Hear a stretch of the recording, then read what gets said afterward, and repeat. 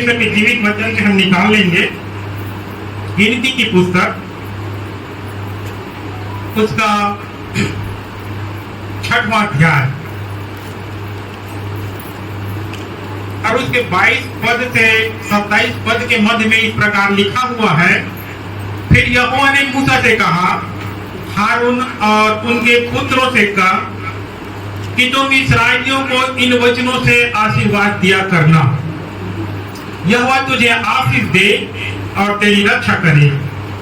यहोवा तुझ पर अपना मुख का प्रकाश चमकाए और तुझ पर अनुग्रह करे।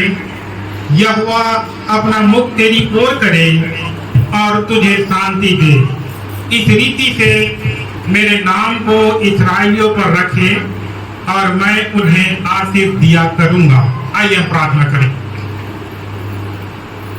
धन्यवाद पिता परमेश्वर, आपकी महिमा हो, बड़ाई प्रशंसा हो, क्योंकि प्रभु आपका अनुग्रह हम पर बहुत है और इसीलिए प्रेम प्रभु जी आपने सुंदर समय, सुंदर अवसर प्रदान किया है ताकि प्रेम प्रभु जी मैं वचन की संगति कर सकूं। उद्धारकर्ता प्रेम प्रभु जी मुझे ईश्वरीय प्रकाशन दे, कोई तो आत्मा के अभिषेक दे ताकि प्रभु आपके वचन को भली प्रकार से मैं व्याख्या कर सकूं। जितने यहाँ उपस्थित है प्रेम प्रभु जी प्रत्येक के संवर्ताप में प्रत्येक के हृदय को खोल दे ताकि प्रेम प्रभु जी आपका वचन अधिकारी से बसने पाए और आपकी महिमा, आपकी बड़ाई प्रशंसा होने पाए। सारा आदर महिमा आपको देते हुए इस विनती को अपने उद्धारकर्ता प्रभु यीशु के नाम में होकर मांगता हूँ, आमीन।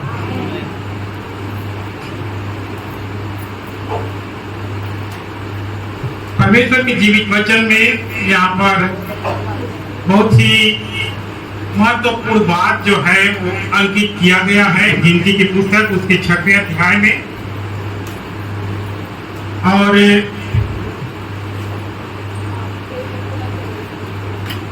यहाँ पर परमेश्वर की आशीष की बातें जो हैं वो वर्णित हैं। मूसा जब यहाँ पर इस्राएली जब इसमें मिस्र के बंधुआई से निकल करके मूसा के अगुवाई में हो करके वो प्रतिज्ञा देश में पहुंचे। मूसा तो प्रतिज्ञा देश तक नहीं पहुंचा, लेकिन इस्राएली जो थे उस बंधुआई से निकल करके प्रतिज्ञा देश में जब पहुंचे तब वहां पर उनकी गिनती हुई, गणना हुआ, जनगणना किया गया। आप बीते समय में आपको स्मरण होगा कि हमारे भी भारत देश में जनगणना किया गया और हम सब जो है कुछ फार्म हुआ, उस फार्म में अपना सारी जानकारी हम लोग उसमें दिए। तो इसी प्रकार से यहाँ पर 12 गोत्रों के अनुसार उनकी गणना की गई, गिनती की गई।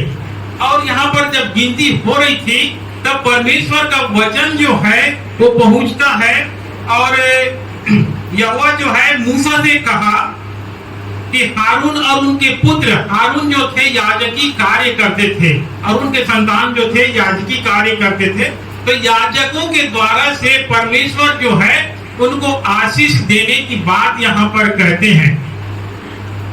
हैं कि उनके पुत्रों से कह दे कि परमेश्वर तुम्हें इस रीति से आशीष देगा। आप अपने घरों में रहते हैं, अपने परिवार में रहते हैं, अपने समाज में रहते हैं, जहाँ कहीं आपके बड़े बुजुर्ग मिलते हैं, आप उन्हें नमस्कार करते हैं या उनके पैर स्पर्श करते हैं, तो आपको अवश्य है कि आशीष या आशीर्वाद अवश्य देते हैं।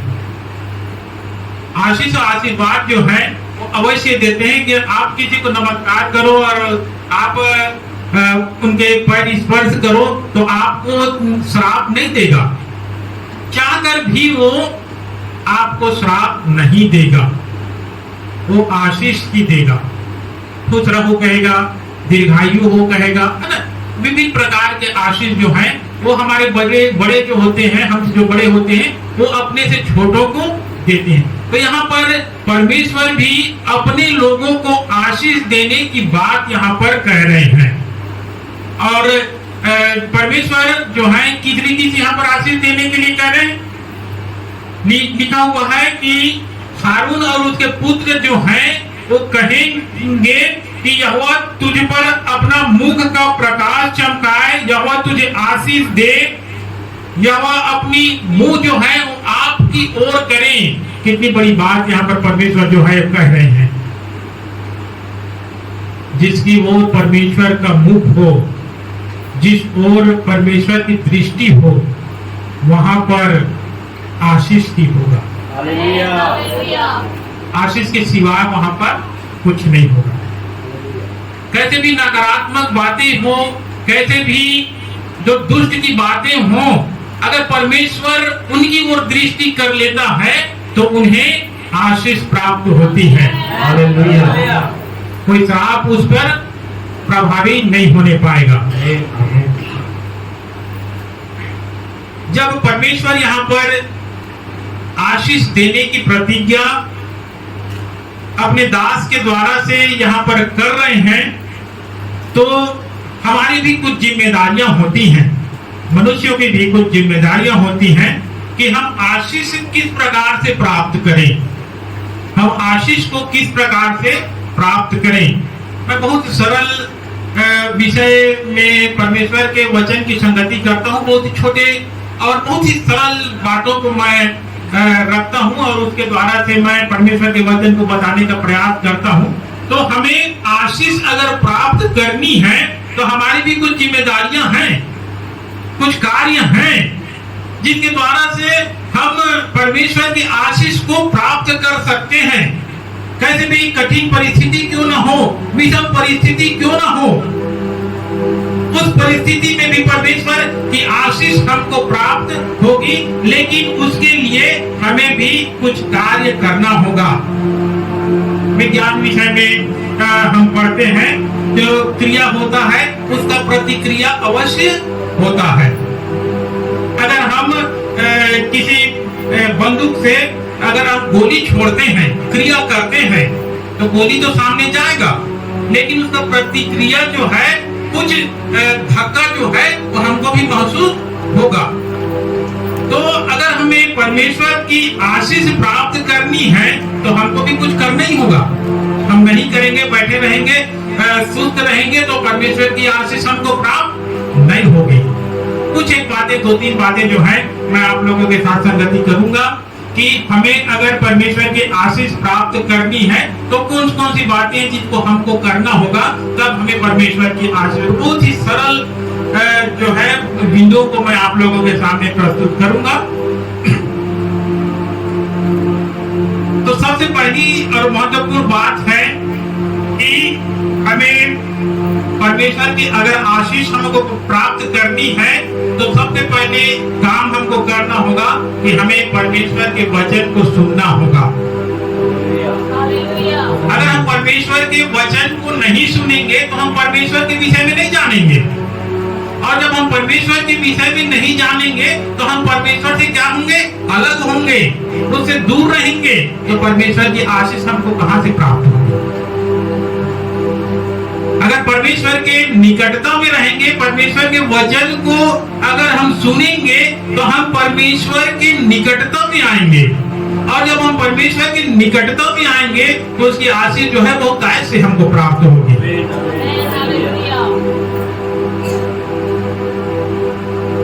प्रेरितों के काम उसके दूसरे अध्याय में अगर हम वहां पर देखते हैं तो वहां पर एक प्रथम कलीसिया का वर्णन हमको देखने को मिलता है।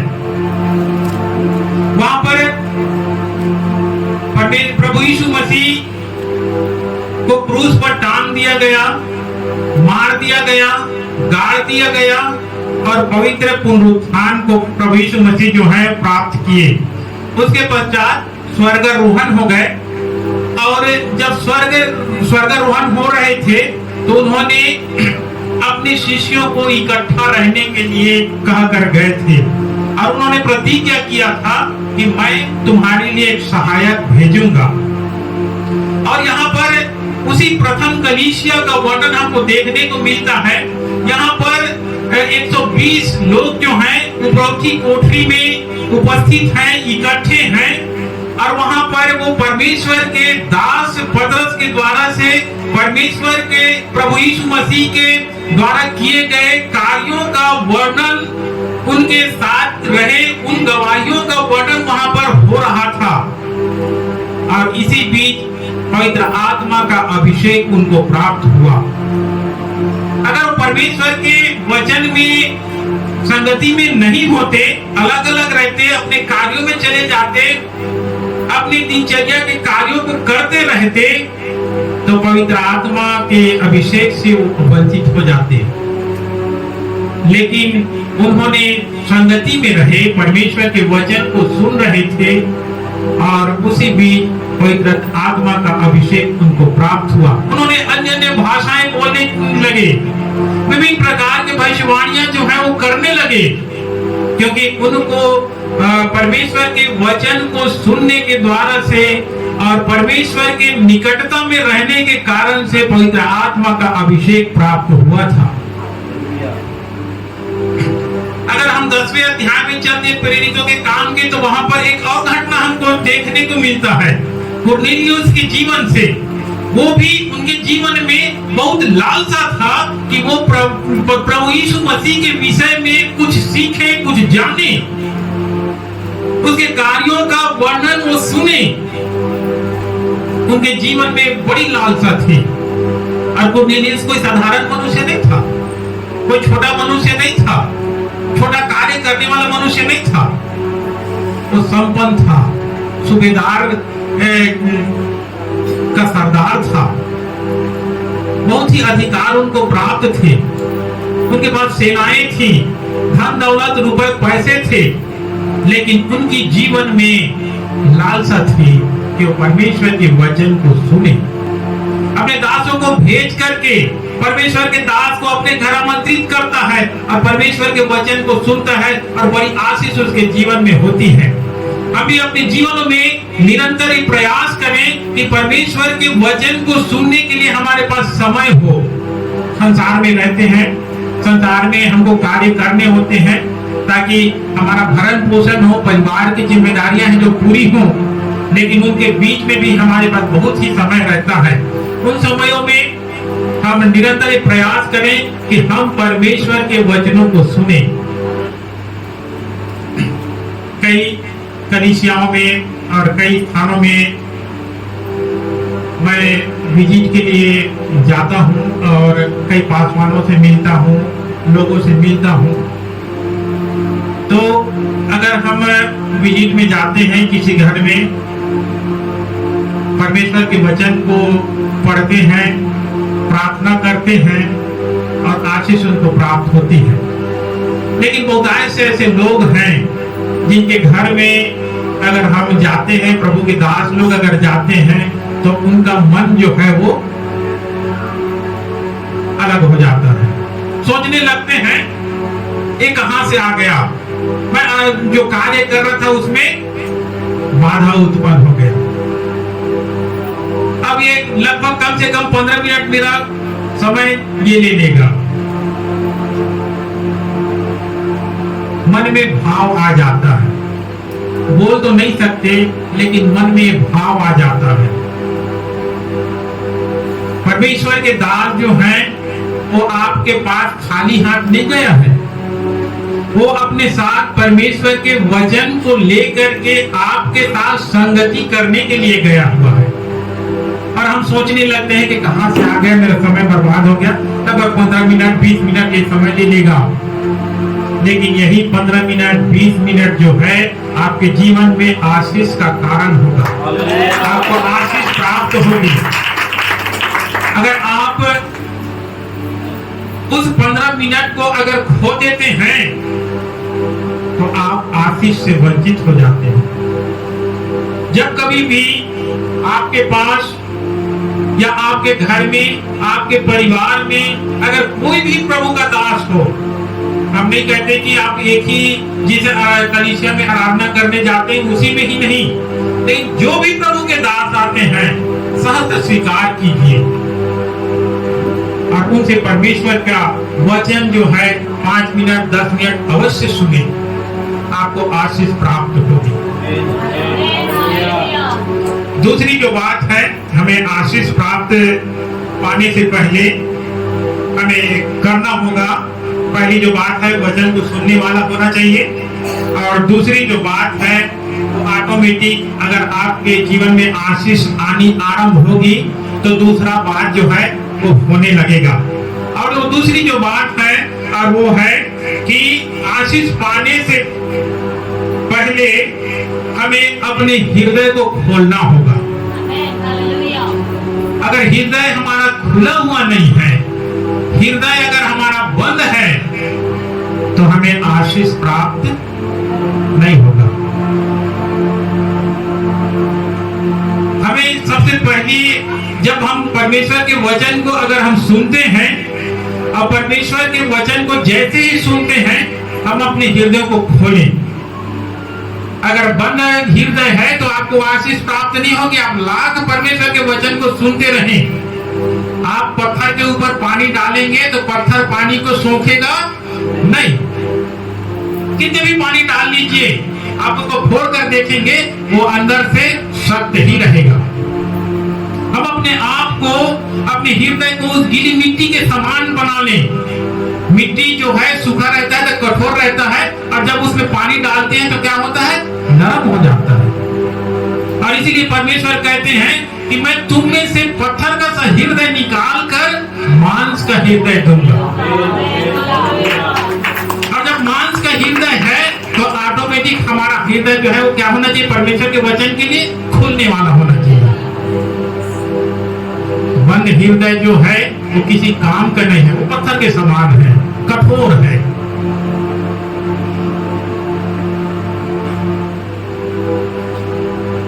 हम उस घटना को देखते हैं, नीनवे नगर में परमेश्वर के दास योना जब गया, उन्होंने प्रचार किया। पहले बहुत नाटक किया, वो बहुत नाटक किया। परमेश्वर की वाणी उनके पास आई कि तुम्हें नीनवे नगर को जाना है, लेकिन वो भाग गया तरसुस को। लेकिन परमेश्वर ने उसे पकड़ा, समुद्र में डलवाया, मछली के मुंह में डलवाया, ले जाकर के कहां ले गया, फिर से नीनवे नगर में। परमेश्वर अपने उद्देश्य को पूरा करता ही है, अधूरा नहीं छोड़ता। नीनवे नगर के विषय में वहां पर वर्णित है कि वहां पर बहुत अधिक पाप हो गए थे, बहुत अधिक पाप हो गए थे। और परमेश्वर ने ये ठान लिया था कि मैं उस स्थान को नाश कर दूंगा, समाप्त कर दूंगा। लेकिन परमेश्वर जो है विलंब क्रोधी और अनुग्रहकारी परमेश्वर है, अनुग्रह करने वाला, दया करने वाला परमेश्वर है। अपने लोगों के प्रति उन्होंने दया खाई और अपने दास को उस स्थान के लिए भेजा। अगर उसकी बात को सुन करके वहां के लोग अपने हृदय को खोल करके और अगर फिर जाएं, उन पापों से अलग हो जाएं, तो मैं उन्हें बचा लूंगा। किसी परिस्थिति में लेकर के परमेश्वर जो है अपने दास को उसी स्थान तक पहुंचा दिया, और वहां पर परमेश्वर के दास ने क्या किया, परमेश्वर का प्रचार किया, उनके पापों को प्रकट किया, बताया कि तुम पापी हो, तुम्हें फिरना होगा, तुम्हें अपने हृदय को खोलना होगा। और उन्होंने अपने हृदय को खोला और परमेश्वर के वचन को उन्होंने स्वीकार किया कि हाँ, वास्तव में परमेश्वर हमारे लिए जीवित है और हमारे लिए कार्य करता है।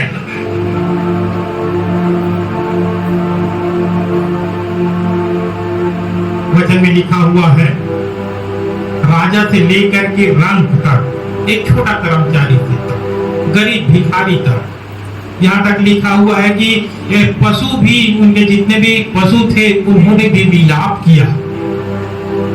और विलाप करना अपने हृदय को खोलना है। और विलाप किया, परमेश्वर ने उन्हें बचा लिया।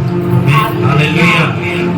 हमें भी अपने जीवन में परमेश्वर के वचन को जब हम सुनते हैं तो अपना हृदय को खोलना होगा, तभी हमको आशीष प्राप्त होगी, अन्यथा हमको आशीष प्राप्त नहीं होगी। तीसरी जो बात है, और वो है कि हमें आशीष अगर हमें पानी है तो पहली जो बात है, वचन को सुनना अवश्य है, हृदय को खोलना होगा। और तीसरी जो बात है, और वो है कि अपने पापों को अंगीकार करना होगा। अपने पापों को अंगीकार करना होगा, अपने पापों को मानना होगा कि हाँ, मैं अपने जीवन में इस प्रकार के कार्य को किया है जो परमेश्वर को ग्रहण योग्य नहीं है। पुराने नियम में वर्णित है कि वहां पर पुराने नियम में पाप और परमेश्वर का मेल कभी नहीं होता। आरंभ में ही परमेश्वर ने आदम और हवा की सृष्टि की, बनाया। उनके पास और कोई शर्त नहीं था, उनके पास एक ही शर्त था कि तुम इस वृक्ष के फल को मत खाना। उन्होंने उसको खाया और वो परमेश्वर के संगति से दूर हो गए। और आज हमारी स्थिति जो है वो परमेश्वर से बहुत ही दूरी का है। अगर उन्होंने परमेश्वर की आज्ञा को माना होता तो वो परमेश्वर से अलग नहीं हुए होते। उन्होंने अपने जीवन में पाप किया, परमेश्वर की आज्ञा का उल्लंघन किया और वही पाप जो है उन्हें परमेश्वर से अलग कर दिया। अब क्रम में होते हुए हम तक वो पाप जो है वो पहुंच गए।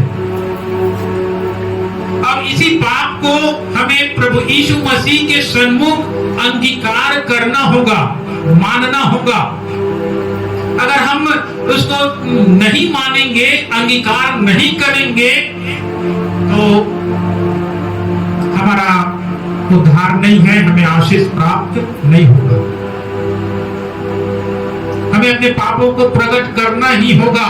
आज नहीं तो कल, कल नहीं तो परसों हम इस संसार से मर जाएंगे। मरने के पश्चात उसके बाद जब न्याय होगा उस वक्त हमको अपने पापों को मानना ही होगा। तो हम इस जीवन में अगर उस अथाह कुंड जहां पर रोना ही रोना है, मृत्यु है, जो अनंत मृत्यु है, उसे भोगने से पहले अगर हम पाप को इसी जीवन में अगर हम मान लेते हैं तो हमें परमेश्वर की आशीष से कोई नहीं रोक सकता। हमें वहां जलना होगा, रोना होगा, दांतों को पीसना होगा। उससे अच्छा है कि इसी जीवन में अपने पापों को हम प्रकट कर दें। गलातियों की पुस्तक उसके 5वें अध्याय में वहां पर पापों के विषय में बहुत सा वर्णन दिया गया है। लगभग 15 प्रकार के पापों का वर्णन वहां पर दिया गया है। और उन पाप से हम जो हैं, हर एक मनुष्य जो है वो प्रभावित हैं। उसमें से एक ना एक पाप आपके जीवन में अवश्य है। आप अपने जीवन में अपने सहयोगी से अलग अगर आप ईर्ष्या कर लिए, जलन रख लिए, आप अपने पाप में पड़ गए। आप अपने सहयोगी, अपने आसपास के लोगों की अगर बुराई कर दिए, आप पाप में पड़ गए। वो छोटी छोटी जो कार्य हैं जिनके द्वारा से हम अनजान रहते हैं और उस अनजानी अवस्था में हम उन कार्यों को कर लेते हैं, उसमें भी हम पापी ठहर जाते हैं।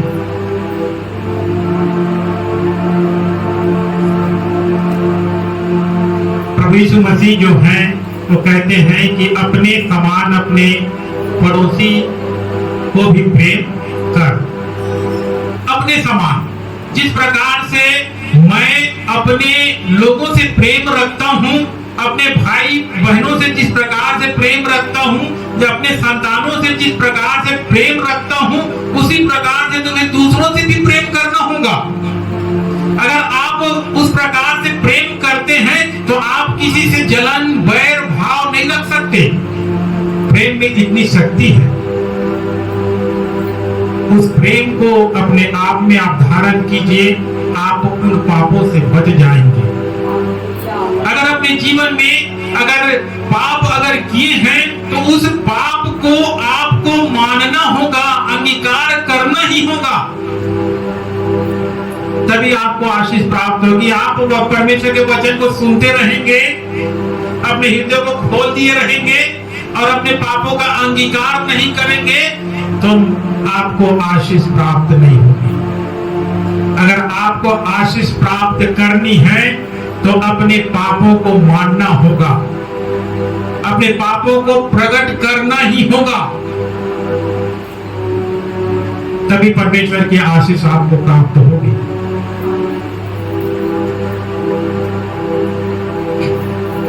चौथी जो बात है,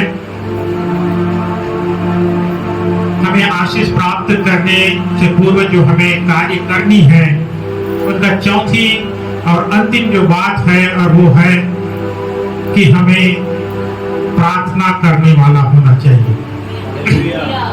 वचन को सुनने वाला होना चाहिए, अपने हृदय को खोलने वाला होना चाहिए,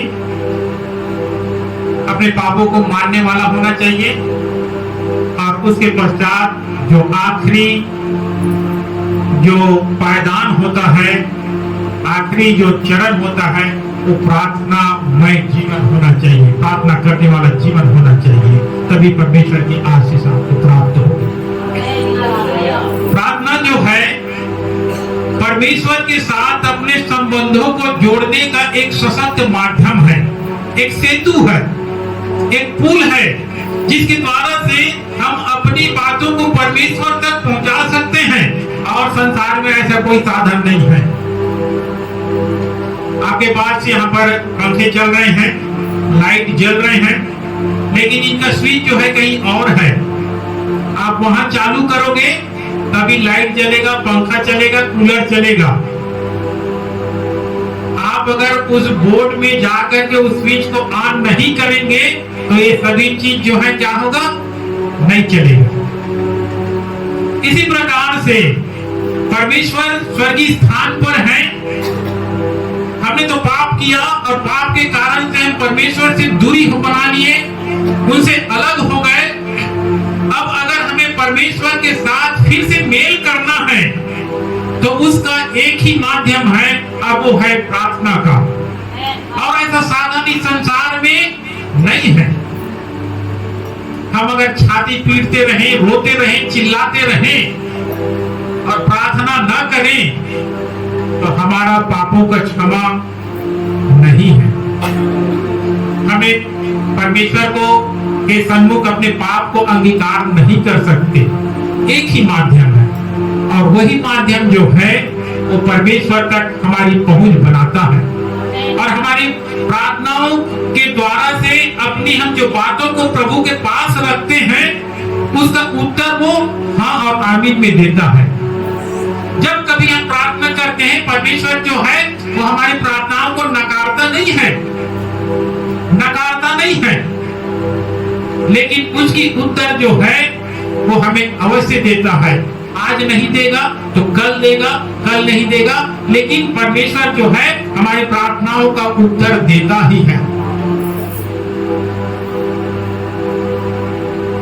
अगर आप दर्पण में प्रकाश प्रेषित करेंगे, कोई दर्पण है, आईना है, और उसके सामने आप अगर प्रकाश का बिंब डालेंगे या प्रकाश को आप चमकाएंगे तो आप देखेंगे कि प्रकाश जैसे ही उस दर्पण पर पड़ेगा तुरंत रिफ्लेक्ट होकर के वापस आपके पास पहुंचेगा। इसी प्रकार से प्रार्थना जो है वो तुरंत ही या कुछ समय के पश्चात अवश्य आपको प्राप्त होगा। आप प्रार्थना तो कीजिए।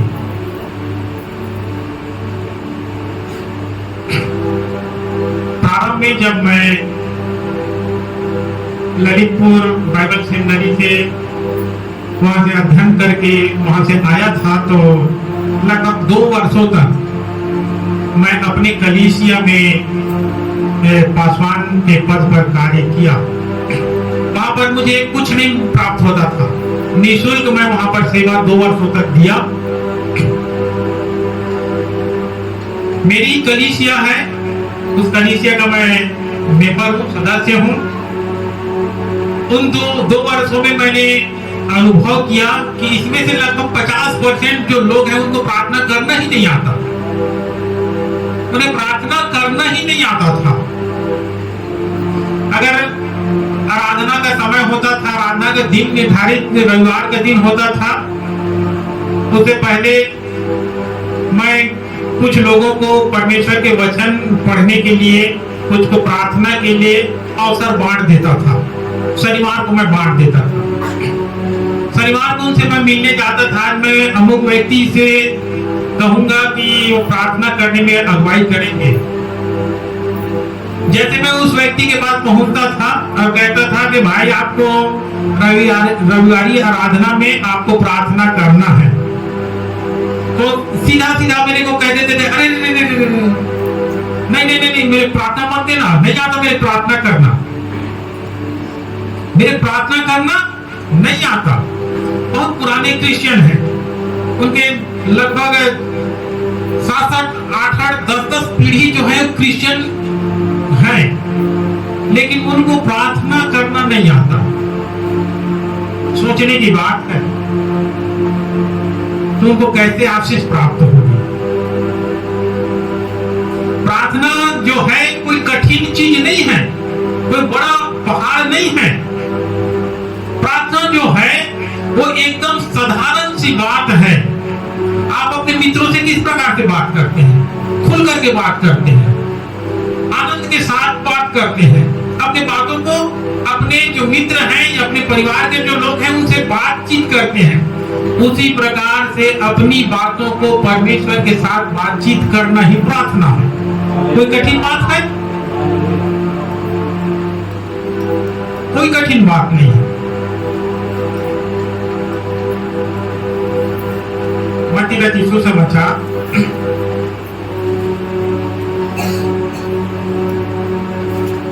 उसके 6वें अध्याय में अगर हम आ जाएं,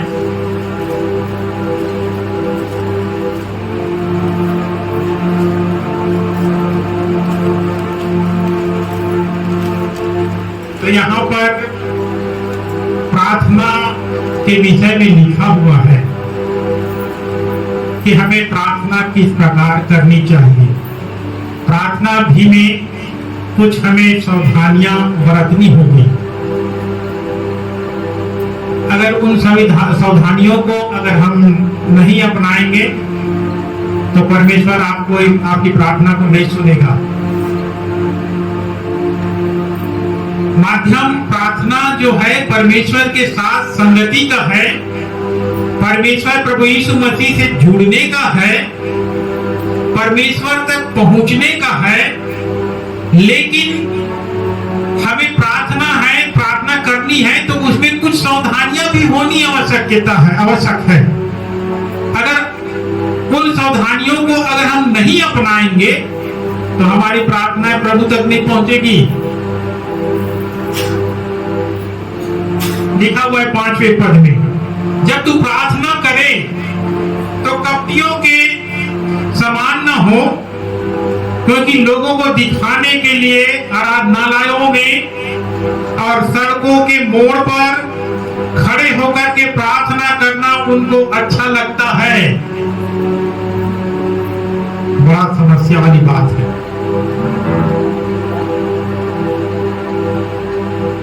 लोग जो हैं, बहुत से लोग जो हैं, आप देखे होंगे कि परमेश्वर के भवन में जब वो आते हैं तो उनको अच्छा स्थान प्राप्त होना चाहिए। बैठने के लिए उनको अच्छा कुर्सियां चाहिए। उनको महत्वपूर्ण कलीसिया में उनको महत्व चाहिए। और प्रार्थना जो है वो करते हैं कपटियों के समान।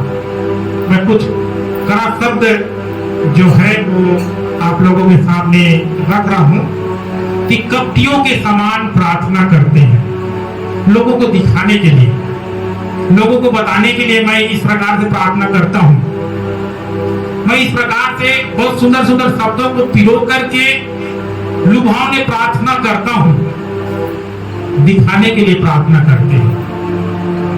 तो दिखावटी प्रार्थना जो है क्या प्रभु को ग्रहण होगा? नहीं होगा। आप अपने टूटे फूटे शब्दों में, जिस भाषा में आप बात करते हैं, जिस बोली में आप बोलते हैं, उसी में आप प्रार्थना करें।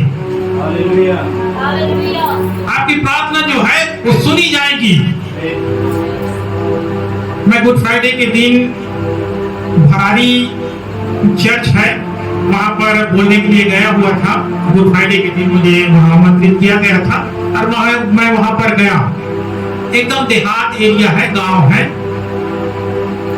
और वहां से कोटा के लिए सीधी रोड निकली हुई है। तो उनको 7 वाणियां बोलनी थी, बांटे हुए थे 7 वाणी उनको, और मुझे कहा गया था कि आप जो है 7 वाणी की जो सार है उनको आप बोलेंगे। मैंने कहा ठीक है। कलीसिया वालों को भी अवसर होना चाहिए कि वर्ष में एक बार अपने विचारों को परमेश्वर के वचन के द्वारा से रखें। तो वहां पर अधिकतर जो लोग थे उन 7 वाणियों को जो बोल रहे थे वो हिंदी में नहीं बोल रहे थे, वो छत्तीसगढ़ी में बोल रहे थे, क्योंकि उनकी मातृभाषा जो है क्या है, छत्तीसगढ़ी है। छत्तीसगढ़ी में वो बोल रहे थे। अब तो छत्तीसगढ़ी बैठे हुए हैं तो छत्तीसगढ़ी में उनको ज्यादा समझ आएगा।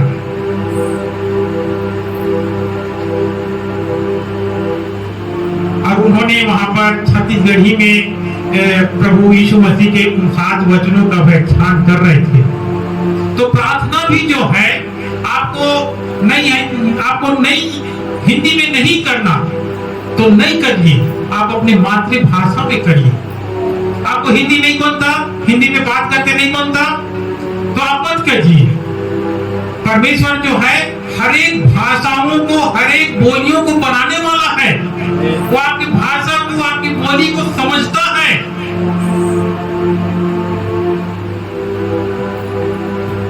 आप अगर इसे माइक को आप बनाए हैं, इस माइक को आप रिपेयर करते हैं तो आप जानते होंगे कि इसमें कहां पर कौन कौन से पार्ट्स लगे हुए हैं, कहां पे बैटरी है, कहां पे सेंसर है, कहां पे आईसी लगा हुआ है, आप जान रहे हैं।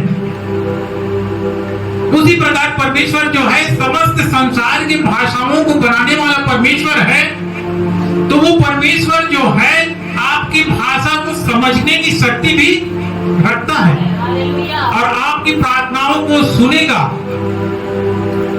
क्योंकि प्रभु परमेश्वर जो है हर एक स्थानों पर विद्यमान रहने वाला परमेश्वर है।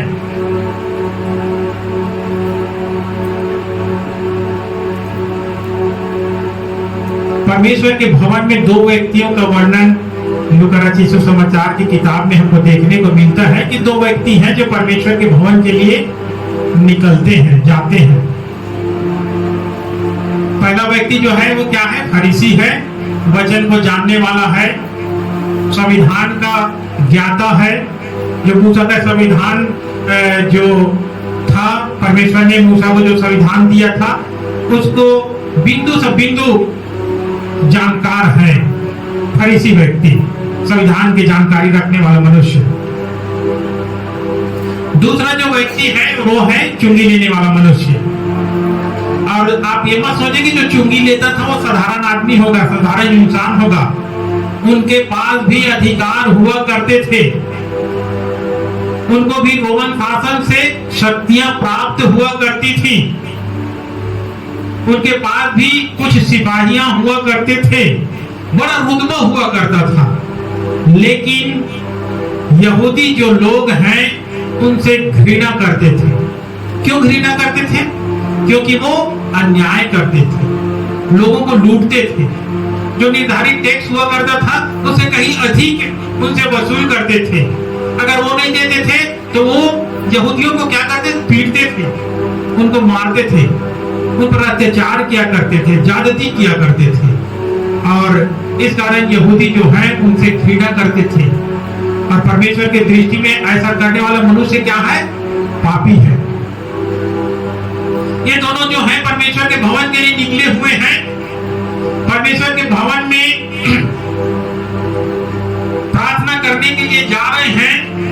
फरीसी व्यक्ति जो है पढ़ा लिखा है, ज्ञानी है, वो एक परमेश्वर के भवन में प्रवेश कर गया, वेदी के सन्मुख पहुंच गया और वहां पर जाकर के वो प्रार्थना करता है। किस प्रकार से प्रार्थना करता है कि मैं उस मनुष्य के समान अंधेर करने वाला नहीं हूं, मैं अपना 10वां अंश परमेश्वर आपको चढ़ाता हूं, आपके भवन में निरंतर मैं आता हूं, आपके निकटता में रहता हूँ, मैं उसके समान अंधेर करने वाला नहीं हूँ।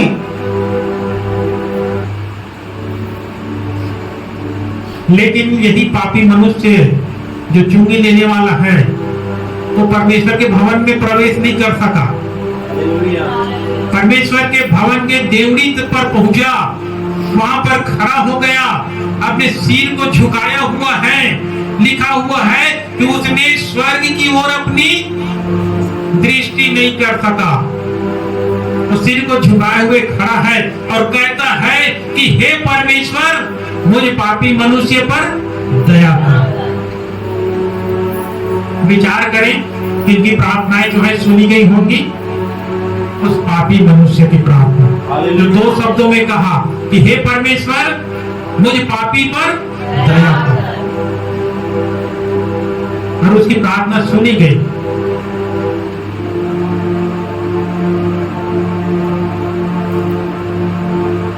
सो हम अपने जीवनों में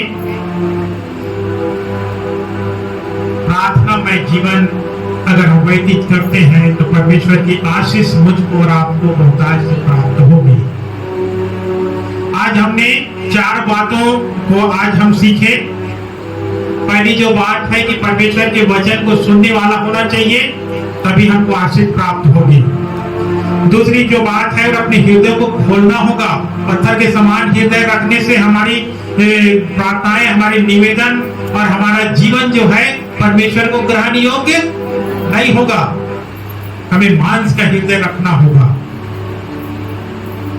तीसरी बात जो है, अपने पापों को मानना होगा। जाने अनजाने में हम मनुष्य हैं, हमसे चूक होती है, त्रुटियां हो जाती हैं। उन त्रुटियों को हम प्रतिदिन जब भी हम प्रार्थना में बैठते हैं, परमेश्वर के सम्मुख उन बातों को प्रकट कर दें, अपने पापों को मान लें। अवश्य है कि परमेश्वर की आशीष आपको और मुझको प्राप्त होगी।